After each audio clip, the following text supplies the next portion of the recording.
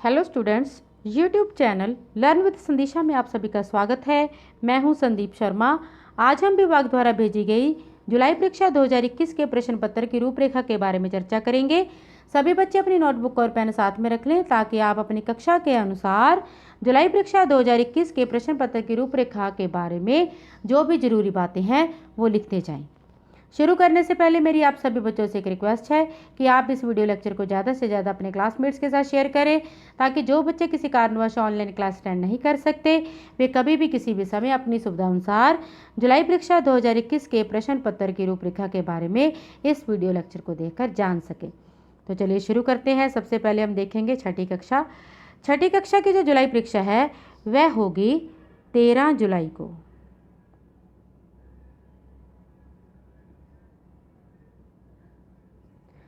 और इसके कुल अंक होंगे 45। पहला भाग होगा 15 अंक का। इसमें होंगे पाठ अभ्यास आधारित प्रश्न 7 एक अंक के। इसके कुल अंक बन जाएंगे 7। लिंग बदलो आएंगे 3 अंक के। वचन बदलो आएंगे 3 अंक के। पंजाबी शब्द का हिंदी अनुवाद होगा 1 अंक के लिए। नया शब्द निर्माण भी आपको 1 अंक के लिए ही होगा। दूसरा भाग जो होगा वो होगा 30 अंक का। दूसरा भाग 30 अंक का होगा। इसमें होंगे पाठ्य पुस्तक आधारित प्रश्न 4 2 अंक वाले। कुल अंक बन जाएंगे 8। मात्राओं संबंधी प्रश्न होंगे 5, वो भी 2 अंक के होंगे। कुल अंक बन जाएंगे 10। पर्यायवाची होंगे 2 और 2 अंक के होंगे वो भी, तो इसके कुल अंक बन जाएंगे 4।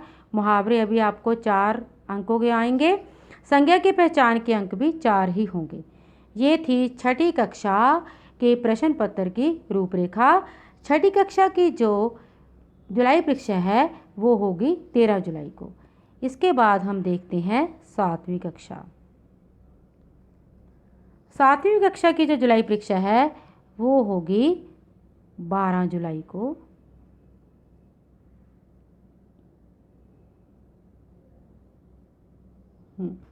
इसके कुल अंक होंगे 45।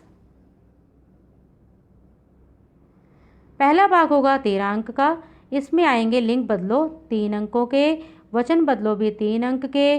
पाठ अभ्यास आधारित प्रश्न 7 आएंगे 1 अंक वाले। कुल अंक बन जाएंगे 7। भाग 2 होगा 32 अंक का। शुद्ध शुद्ध आएंगे 6 अंक के। शब्द निर्माण होंगे 6 अंक के। क्रिया आएगी 6 अंकों की। मुहावरे होंगे 6 अंकों के। पाठ अभ्यास आधारित प्रश्न आएंगे 4 2 अंक के, तो इसके बन जाएंगे 8 अंक। ये थी 7वीं कक्षा की प्रश्न पत्र की रूपरेखा। 7वीं कक्षा की परीक्षा होगी 12 जुलाई को। इसके बाद देखते हैं 8वीं कक्षा। 8वीं कक्षा की जो जुलाई परीक्षा है वह होगी 6 जुलाई को।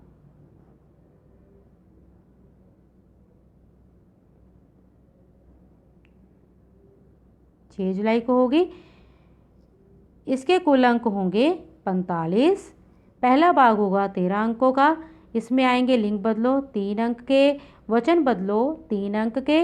पाठ अभ्यास आधारित प्रश्न आएंगे 7 1 अंक वाले, तो कुल अंक बन जाएंगे 7। दूसरा भाग जो होगा वह होगा 32 अंक का। दूसरा भाग 32 अंक का होगा। इसमें आएंगे संज्ञा शब्द चुने 6 अंक के।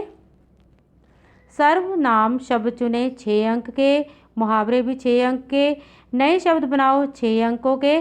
पाठ अभ्यास आधारित प्रश्न आएंगे 4 2 अंक के, तो इसके कुल बन जाएंगे 8 अंक। ये थी 8वीं कक्षा के प्रश्न पत्र की रूपरेखा। 8वीं कक्षा की जो जुलाई परीक्षा है वह होगी 6 जुलाई को। इसके बाद देखेंगे 9वीं कक्षा।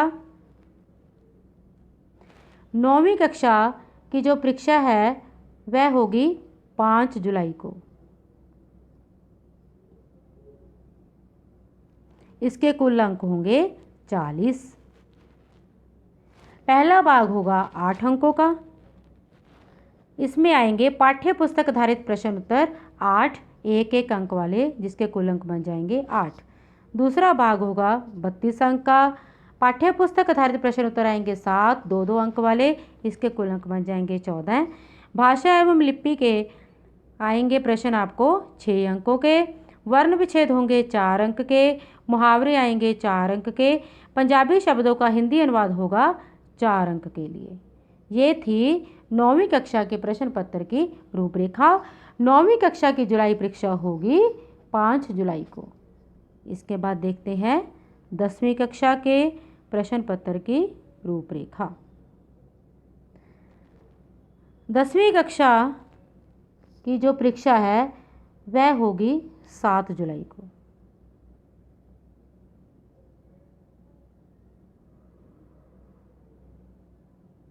सात जुलाई को होगी।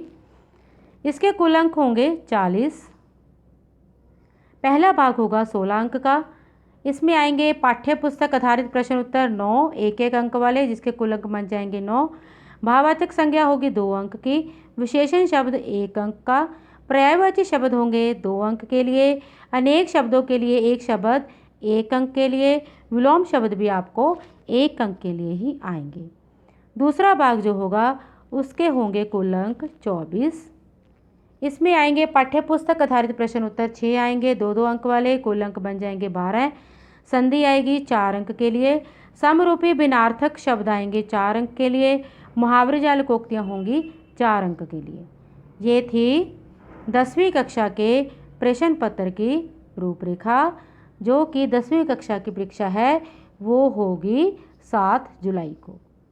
इसके बाद देखते हैं 11वीं कक्षा के लिए प्रश्न पत्र की रूपरेखा। इसके कुल अंक होंगे 40।